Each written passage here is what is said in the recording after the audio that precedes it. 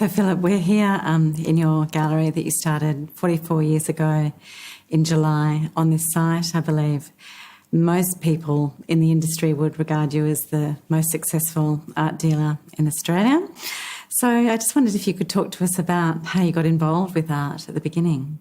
Well, I was always interested in paintings. I bought pictures as a kid. I'd go into galleries, whatever galleries there were in Brisbane, Morton Gallery and the Johnston Gallery and the Grand Central Gallery, and I'd put paintings on lay-by. I never wanted to be an artist. I wasn't particularly interested in being a painter, but I thought the ethos of an art gallery was pretty special. And there was one particular gallery, long since gone, the Grand Central Gallery, and the man who ran that, a fellow called Keith Moore, said to me one day, "Oh, you're always in here paying off your paintings. I like to go to the races on a Saturday. Why don't you come in and work here on a Saturday morning? I won't pay you, I'll just take it off your bill." So that's how it started. So I worked in the Grand Central probably from about 1967, maybe, something like that. The Johnston Gallery closed in 1972. And the closure of that gallery really gave me the impetus to open my own, which took a few years. I didn't open here till 1974. But those artists who Brian had represented were now without representation and were starting to look around for galleries. And the Grand Central, which I was by then managing, was not really considered to be the right environment for most of the artists. And so it was at the urging of Margaret Olley, Lawrence Dawes, Blackman and Robert Dickerson that you began to think about opening this space. Exactly, yes. But there was a feeling always that, in a way, that the Johnston Gallery ethos continued with me, and it's probably true, and it's due to Margaret Olley particularly, who was very, very vehement in her support for me right from the start. When the Johnston Gallery closed, Victor Mace had been working for the Johnstons, and then he came back and opened a gallery of his own, and I think a few of the artists that the Johnston had shown toyed with the idea of going with Victor, but Margaret Olley soon convinced them not to. I'm thinking particularly of Ray Crook, because Ray wrote me a letter to say, "Oh, thank you for your interest in me, but I've decided to go with Victor." And then 2 weeks later, he wrote again and said, "Oh, I've reconsidered." But I knew he'd been in Sydney, so I think she worked her magic.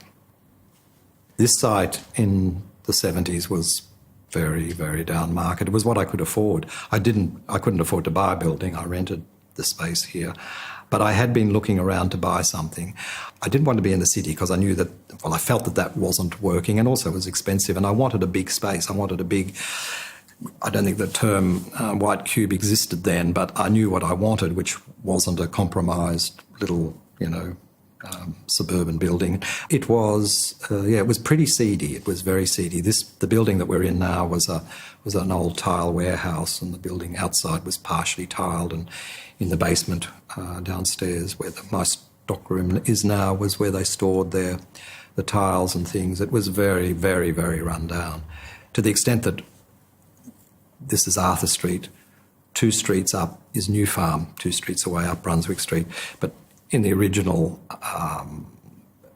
advertising and the address for this building was Philip Bacon Galleries, 2 Arthur Street, New Farm, which was a bit of a fib, but, you couldn't put Fortitude Valley because that was just brothels and breweries.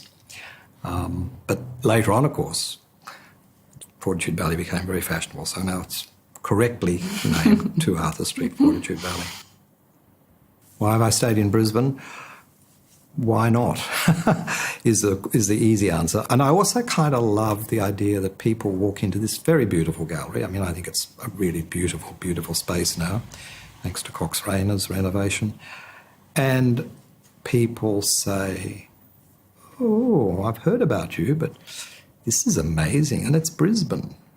I hate that rising inflection, Brisbane, question mark, question mark. So I'm determined to prove, not just in my art dealing business, but in my other interests, which are philanthropic and to do with the arts, performing and visual, that Brisbane rates and deserves a proper respect.